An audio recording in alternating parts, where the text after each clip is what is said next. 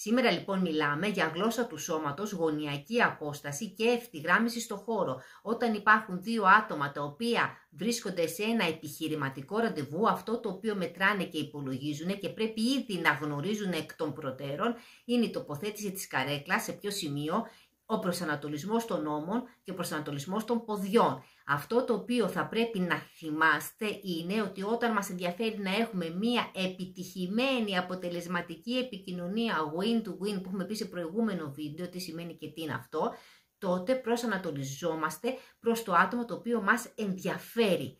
Σε περίπτωση όμως που δεν μας ενδιαφέρει η πρόταση που μας κάνει, που δεν μας ενδιαφέρει αυτή η διαπραγμάτευση, που δεν μας ενδιαφέρει η εξέλιξη της κουβέντας και της επικοινωνίας, μπορούμε γλυκά να αλλάξει ο προσανατολισμός σε μία άλλη κατεύθυνση. Υπάρχει και μία πιο προηγμένη γλώσσα του σώματος που θα πούμε τώρα, που γυρίζουν οι ώμοι, το κεφάλι όμως συνεχίζει να έχει επικοινωνία και να προσανατολίζεται προς το άτομο καθώς μιλά. Αυτή είναι μία προηγμένη γλώσσα του σώματος όταν έχουμε θέση ισχύος.